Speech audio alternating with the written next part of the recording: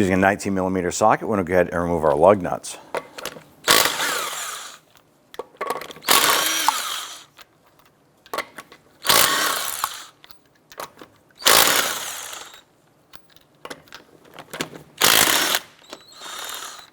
Go ahead and set those aside. Remove the wheel, set that aside. I want to go ahead and remove our T30 Torx screw that goes through our brake rotor into our wheel hub. To prevent this from rolling, I'm going to go ahead and use a small pry tool, put it up into the vanes of the brake rotor itself. That'll keep the rotor from spinning while we try to loosen this.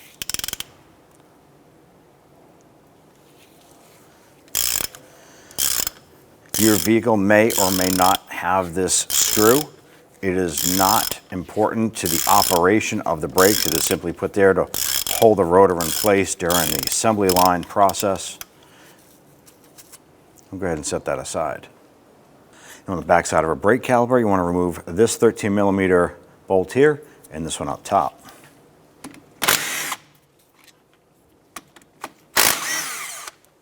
Set those bolts aside. And use our pry bar. And we just want to go ahead and work our caliper off.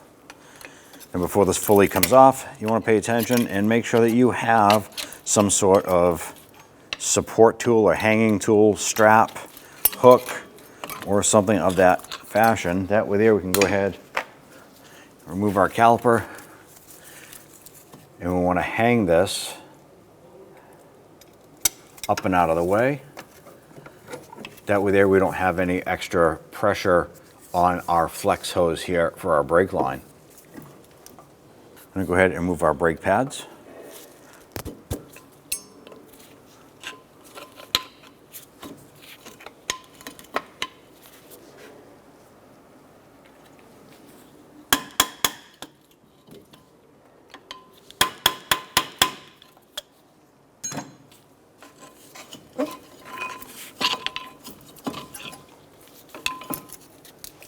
Using a 15mm socket, we're going to go ahead and remove our two caliper bracket bolts.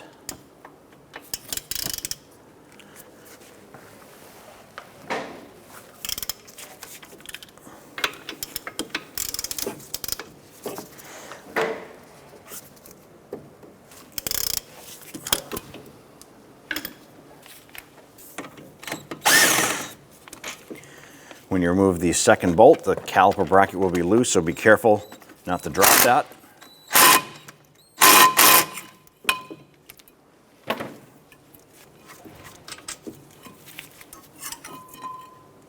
At this point here, you can go ahead and grab your brake rotor and just slide that off the front of the wheel hub. Now we have a brake caliper bracket here, and we have our sliders.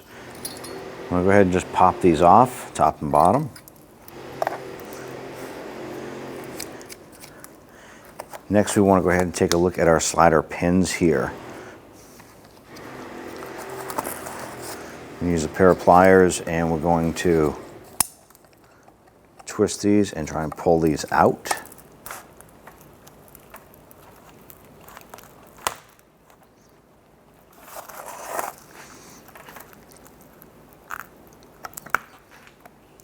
And pop that out. Do the same for the other side. Now while you're doing this here, you want to keep an eye on the rubber boots, both sides. Inspect them for any splits, tears, or anything that shows signs of excessive wear or damage.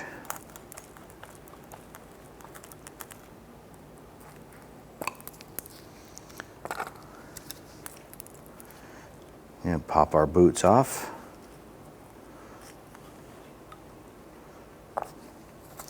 At this point here, let's go ahead and use our wire brush, and we're going to clean up where the sliders go. We're going to repeat this process for both sides and make sure that all of the scaly rust is gone. That way there, when we put our new sliders on, it fits into the grooves nice and evenly. If your wire brush isn't cutting it, you can use a small square edge file and clean up the inside. Now with our caliper slide area all cleaned up, next step we want to focus on is where the slider pins go. We're going to use a little bit of a solvent in here. We're going to use our little bore cleaning brush, and we run this inside there just to clean up any built up and dried grease that might be in there.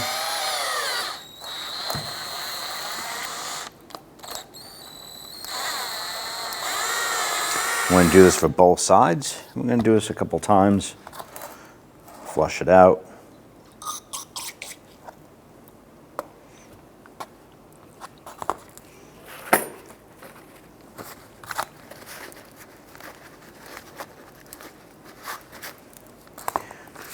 Repeat the process for the other hole.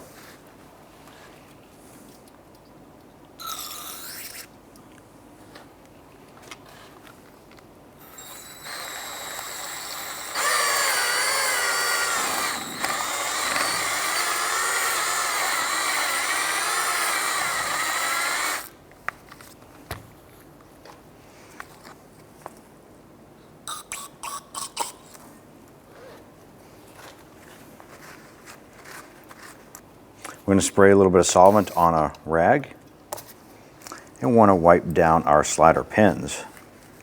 Wipe off any of the old grease, residual stuff in there that could be causing that to stick or bind up. Do an inspection for any type of damage, scaling, or anything like that. If you see any damage, you want to replace these. Do the same for both pins. Now that our pins are clean and we already did our boot inspections, let's go ahead on a reassembly. Now what we're going to do is pop our rubber boots back on.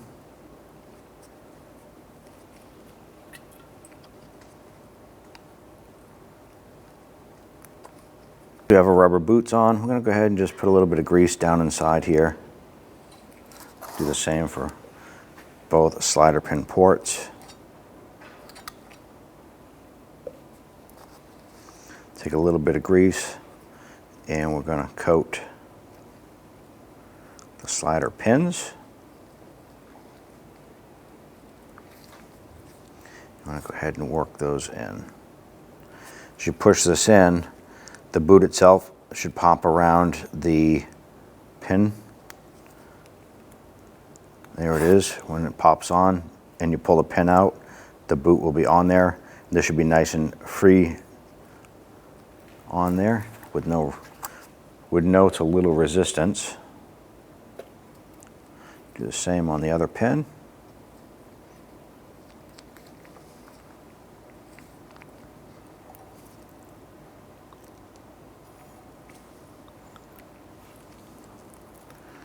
Now what we're going to do is we're going to apply a little bit of grease to where our slider shims are going to go.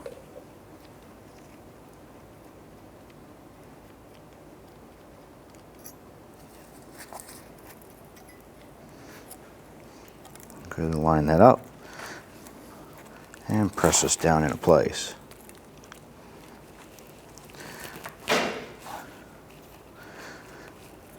Make sure that your shims are all the way down, pressed in nice and tight. Repeat for the other side.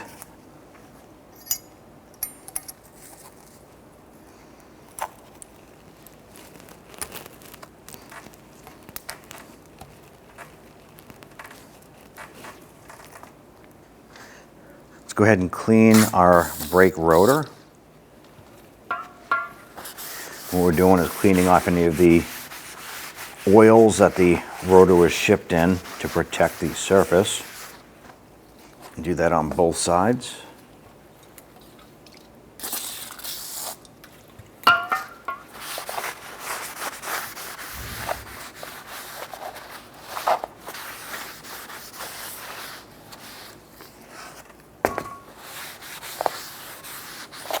So now we have a brake rotor off. We're going to go ahead and use our bristle brush. We want to clean off the face of the hub itself, get off any rust, scaling, or any buildup. If you put our new rotor on with rust on here, it can cause the rotor to not sit flush, and once you start braking, it might cause a brake pulsation because the rotor is now wobbling around. So just clean up the face of the hub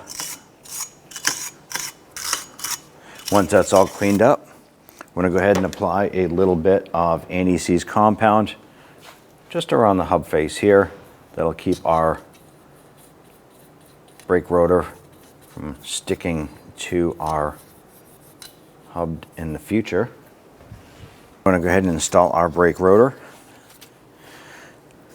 Now on the rotor itself, you're going to have these recessed dimples. You want to make sure that if you have your screw,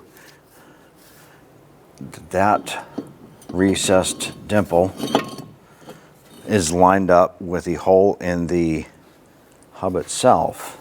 That way there you can install that screw and get that secured. If your vehicle does not have the screw, it is not critical to the operation of the brakes. It is just helpful on the assembly. We'll go ahead and snug that down.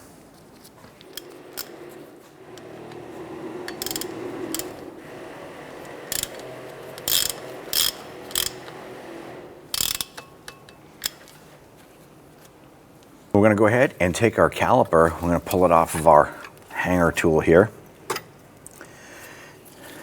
And what we want to do is we want to compress these pistons into the caliper itself. Before we do so, on this side here, we have our brake bleeder screw. We're going to use our 10mm wrench, and we're going to loosen. I'm going to go ahead and loosen this here, and it could be a little tight. We have our bleeder screw open just a little bit. You can see brake fluid coming out. We're going to use our tool here. You want to have a catch can underneath or some towels to catch that brake fluid coming out. The reason for this here is when we put our brake tool in here to compress those pistons in, we're going to relieve that pressure by letting that fluid come out. So as we squeeze this here, those two pistons are going into the caliper. Once those are bottomed out, we're going to remove our tool and we're going to tighten up that 10mm screw.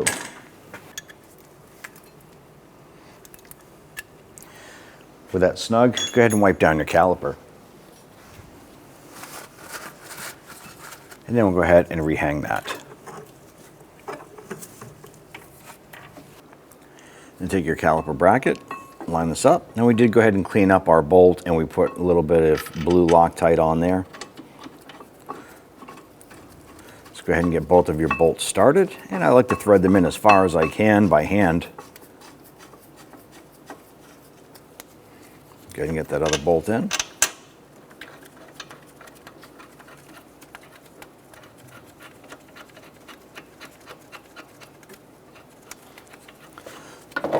Let's grab our ratchet and our socket. Let's go ahead and snug those in.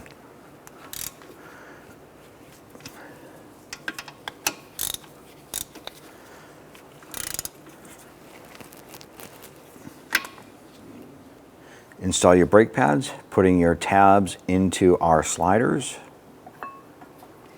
Slide it into the top. Push that pad in. Repeat for the inboard side. Okay. You want to make sure that your pads are sitting flush on the rotor itself. Go ahead and take your caliper, bring that over, slide that over your brake pads.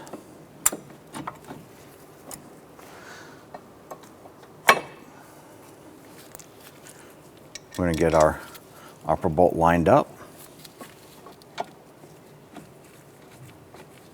Get that started a few threads. Take our lower bolt. Grab your caliper and move that around. Get that lined up and get that bolt started. I like to thread these bolts in as far as I can by hand. I'm going to torque our slider pin bolts for our caliper to 26 foot-pounds.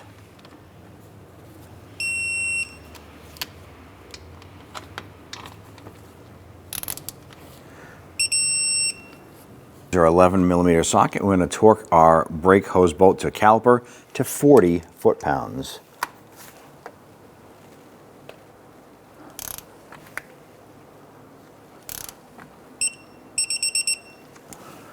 Let's go ahead and install our wheel.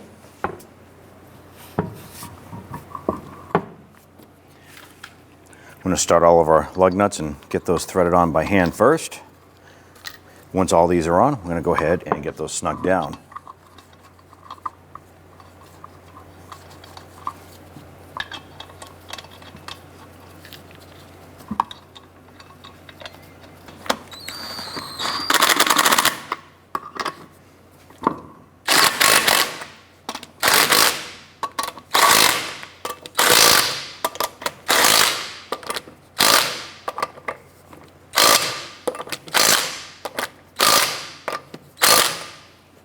And torque down our wheels to 100 foot-pounds.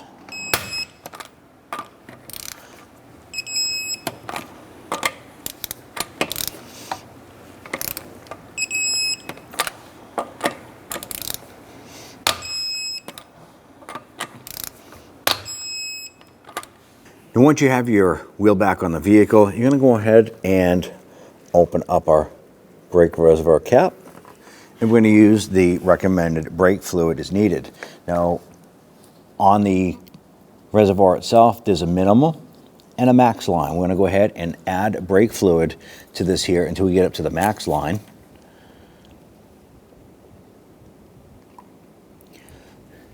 Now we're at the max line. We're going to put our cap on. I'm going to go ahead, start up the vehicle, and we're going to pump our brakes a couple times to make sure that our brake pedal is good. Once we have a good brake pedal, we want to come back over here and repeat the process. Check the level, and if you're not at the max, add fluid as needed. If you're still at the max, then you're good.